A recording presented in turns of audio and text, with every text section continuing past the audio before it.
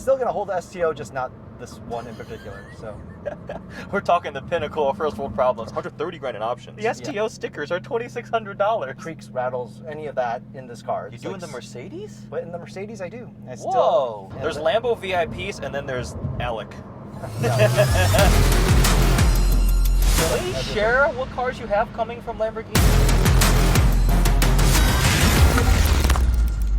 Hello again with Alec in another ownership video in his latest collection edition. A Lamborghini Huracan STO, the ultimate V10 Huracan right now. The last time we did a video was the SVJ Roadster, right? Yes. And that's gone now. That is gone. So the Huracan STO, what do you like about it? What do you not like about it? What has it been like to have this thing? As always, we do our ownership videos when I've had the car for like a month. But that's the problem. You only keep them for 2 months, so we only have that 1 month's time. Exactly. Well, so what do I like about it? I mean, it sounds great. It performs great. It's super sharp in terms of steering and feel and everything. When I went from my last Huracan Spider to a McLaren 600 LT, when I took the Huracan back on the track, I felt like it was like sloppy. Super loose and sloppy. Yeah, I was amazed at how bad it felt. And now this, makes me feel like, okay, yeah, I mean, Lamborghini can make a track car. So it's fast, it makes good sounds, and the reason I really wanted it is that it will be, the last of the V10 naturally aspirated. You really think it's the last, because now they have the Technica, and they're going to want to do a special edition of the Technica, and they'll have the Super Trofeo Stradale Final Edition Super Leggera Performante. I don't know. No, so from what I understand, yes, there's the Technica, which is the softer version of STO, basically in between an Evo, rear wheel, and a STO. So I do have one of those coming as well. Oh, why am I not surprised? And then I do have the next variant as well. Okay. Which I know it hasn't been named. Can we share what cars you have coming from Lamborghini, like including the big boy one? Yeah, I mean, I have. So then I have the Technica. I will have the Ultimate. rally version, the Serato. Serato. Okay. Online it's called Serato, but we don't know officially what's going to be called. And then Ultima Roadster to replace the SVJ. And then I will have a Countach. OPI-800, right? Yeah, and then the Aventador replacement whenever that comes out. So those are the cars. You have a couple. Oh, and the Urus replacement, or the updated Urus, right? I have another Urus coming in a couple weeks, and then I have the Performante version or Sport version whenever they show that one. So you have a handful of Lamborghinis coming, including the Countach. Yeah. So how does this compare to the 600 and 765, the McLaren side, and then you've spent time with Pistas, right? Things like that. How do you feel it stacks up? The easiest comparison I have car to car right now is this versus the Black Series. Honestly, I forgot. Those kind of, I feel like, stack up very well. 720 horsepower, rear-wheel drive, big wings, meant for the track. So how do I feel about those two cars? I would say this car still feels better put together. Like, I don't hear any creaks, rattles, any of that in this car. You do in the Mercedes? But in the Mercedes, I do. I still hear, even with the rear brace and everything, I hear it pushing so I don't know if there's something wrong with the car or if... Because you would have thought a Mercedes would be really, really solid. Yes, I would have thought. But this car still feels more solid to me than that car. Okay. But this car does get somewhat loud with the Cofango right overhead. Is it a little bit too loud? I mean, this car is super sprung, like super tightly sprung for normal road driving. It's not a great road car. So it's firm, it's noisy, it's harsh, but it's a race car, right? It's a race car. I mean, it's a GT3 car for the road, Absolutely. right? I mean, legal GT3. Yeah. So getting what you're expecting to, unless you want a street car, then you'd get an Evo or maybe the Technica because it's supposed to be like the more touring version versus the STO. Yeah. This makes my R8 feel like a luxury land yacht and also sloppy. Just the steering play in the R8, the transmission, the shifts, the speed, the throttle response, it makes it feel like very soft in comparison, which it is ultimately, even though mine is rear-wheel drive too, but that's pretty much where the similarities end, because this has rear-wheel steering, this has fixed steering ratio, this has mag ride, this has way more aerodynamics, this has an extra 100 horsepower. The list just keeps going on. Yeah, I mean, this car, it is great. I mean, that's why I'm really happy. I want to keep, I know you say you kid around about I only keep my cars for a short amount of time. This car I was planning on keeping for 5-10 years because this is going to be like the last V10 naturally aspirated. Who knows what's going to be the next Huracan replacement. Yeah. So yeah, this was a car that I was going to hold. I am still going to hold the STO, just not this one in particular. So we're talking the pinnacle of first world problems. So in pictures, I didn't love this spec as much. You showed it to me way long ago, and I was like, that looks cool. In person, the green and orange I think works really well. Thanks. But I think the spec on the other STO you have coming is even better. Yeah. That aligns with my taste a little bit more, so that one will be cool. Yeah, I'm kind of gone away. This will be the last car that I get in matte paint. That's all if I want a matte look, I'll just do Expel Stealth or some satin finish, but I won't do matte from the factory. I've had too much issues with it. Really? My dark olive Magno G63 had a little paint imperfection in that. The red Cardinal was fine, but then now this car, I saw another Ultimate coupe that the dealership had as well. Mm-hmm. That one had a paint, something that got in the paint. Really? The reason being is when they transport these on the boat overseas, they can't put a transit film over it. So all the normal gloss cars, they put that white film that you see when you come to a dealership. They don't do anything on top of matte finished cars. Whoa! Because they're worried that either the heat or whatever, it's going to change, something, and they can't buff it out, right? So they just send these naked, basically. Across the ocean. So I did not know that. So the dealership has told me, like the Bentley that they had come through, the Altima, this car, all the satin finished cars that they've have had some sort of little imperfection, and you're paying $20,000, $30,000, $40,000 for a paint job on these cars, and ad personam exterior was $5,000, but then it all adds up to all your different. I don't even understand this window sticker, dude. Base price is $327,838. Final price is $457,000. So there's math. That's $120,000 in options on this car. $130,000 in options. Yeah, almost exactly. I mean, you got exterior carbon fiber. That was a huge one. You have the black. The STO stickers are $2,600. Yeah, exactly. The livery on this, so the roof on this, it's painted, right? Yeah. So it's matte finish black, and all the orange detail, the pinstriping, it's all painted as well. Oh, so okay. That's all paint. It's not tape. So that's the ad personam exterior. That's $5,000. I think it was more than that. Oh no, sure. Livery pack 3 roof. That's $19,000. Yeah. Ad personam custom was $22,000. Yeah. So.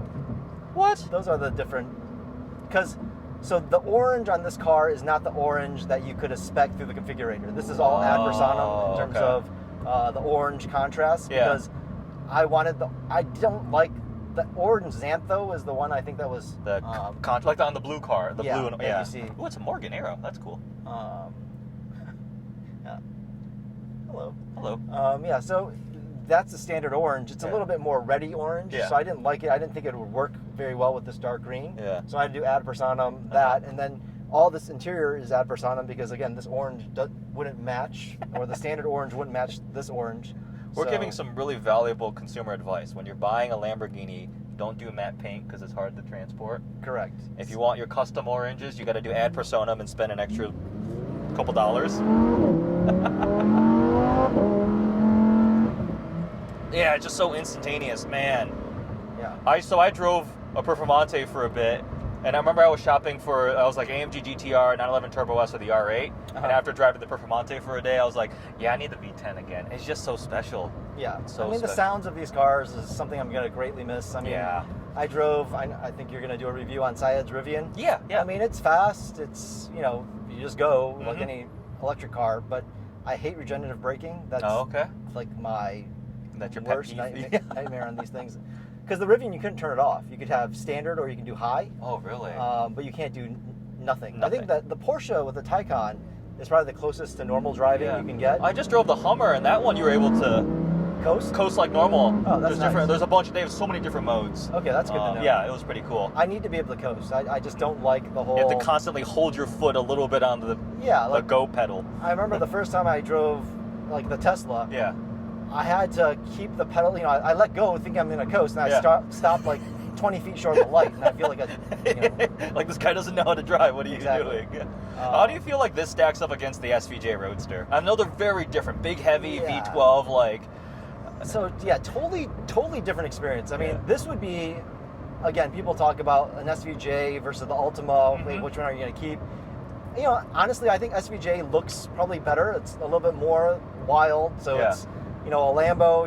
Lambos are they're different supposed to be than extreme. Ferraris, right? Ferraris, I feel like are like the gentleman's mature, nice car, and the Lambo's like the, you know, a little bit hotter, more angles.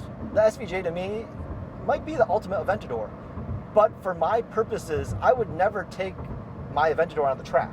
I'd rather take this. I'd rather take a Black GT3. Series. I'd rather take a Black Series. Something with a dual clutch that's just flying through the corners, and you know it's you know, telepathic versus the SVJ having to shift, you know, manually and everything like that.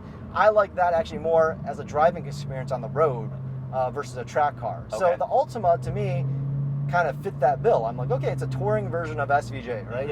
It's got the the Aventador S front end. It has softer, I think, you know, springs springing and suspension dampers and everything. It might be 50 pounds heavier or something, but it has Who cares? 10 or 20 horsepower. It makes up for it. So it has I don't think you're gonna feel that extra weight, really. The STO to me is a track car. The Huracan is the dual clutch. It's super fast. So, do I keep the STO? Do I keep the Technica? That will be an interesting conversation. Oh yeah, once both I get cars. Yeah, you'll have them both simultaneously, right? Because you're gonna keep the other STO. I will keep this STO, I think, until I get my other STO. Oh, I gotcha. They're putting it right into allocation. They're building it right away for me. So I have a kind of the next. They're building it. I had to put in my order like yesterday. Oh, really? Because they were like, okay, we need to get this going. So, thankfully, I got pushed ahead of the queue because this car is messed up. Yeah. There's Lambo VIPs, and then there's Alec. No. I didn't get invited to the Technica preview, so I can't be that VIP. You've got a Countach coming. What the heck? Well, in any case, whatever. It doesn't really matter to me. How do you feel about the screen? Because this is a big difference on the interior compared to the regular or first-gen Huracan and Performante. Yeah, in terms of living with it, I loved how it looked. It's so clean. It's so nice. You know, it still doesn't have wireless CarPlay. It has wired CarPlay. Wired CarPlay. So that's fine. It all works very well. The only thing I don't like is that there are no buttons at all.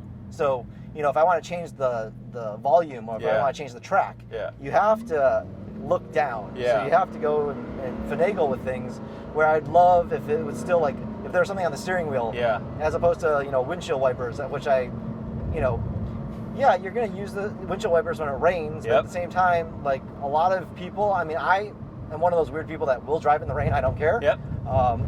But, you know, a lot of people I know that don't bring these cars out when it's raining and stuff like that. So, to me, maybe this would be something better, you know, integrated in this, and keep a volume control on here. Somewhere on the steering wheel, just like, I went through that when I was trying to turn the HVAC, the air speed down because it was blowing too hard, and I wanted to get audio, and I'm like, and I was clicking all over trying to figure it out.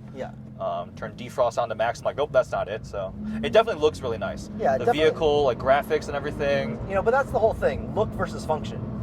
This looks awesome. Function, like I said, it's lacking in a couple things on a car that you think is more geared towards street, like real world use, like a driver's car. I feel like this is a driver's car. If I want a Tesla Plaid, hey, that's going autonomous. I hate the yoke, but I mean that's a whole other story. But that's for a car like, I feel like the Tesla is a car not for someone that wants to drive. It's a car that you want the car to drive for you.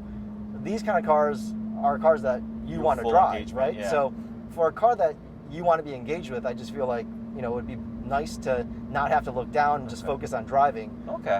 See, I'm glad you're saying this, because to me, I was like, oh, the Evo's so much better than the Performante interior-wise because it's got the screen and not the black plastic cascade of stuff.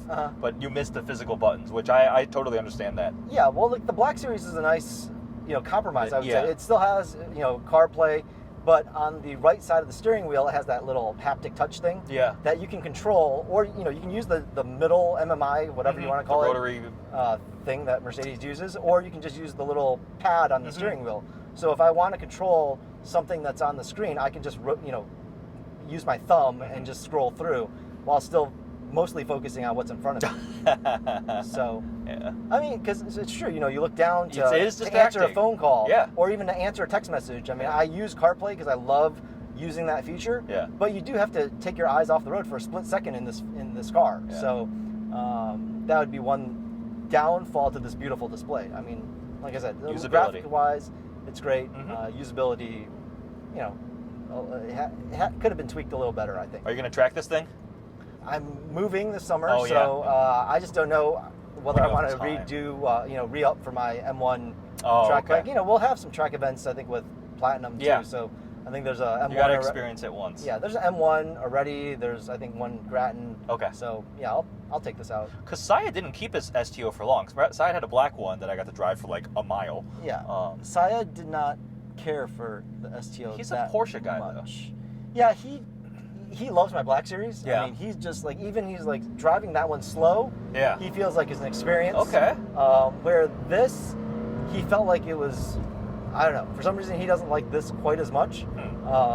But Porsche elitist. yeah, yeah. I mean, he has this GT3. Yeah. You know, it's in a stick. I personally love this V10. Lamborghinis have always been a poster car, right? Yeah. And the STO is straight up race car, so such a cool car. I look forward to seeing the next one too, and obviously all the other cars you've got coming. But there we go. Quick video on the what it's like to own an Huracan STO. Thank you. Pretty awesome. Yeah, thanks guys.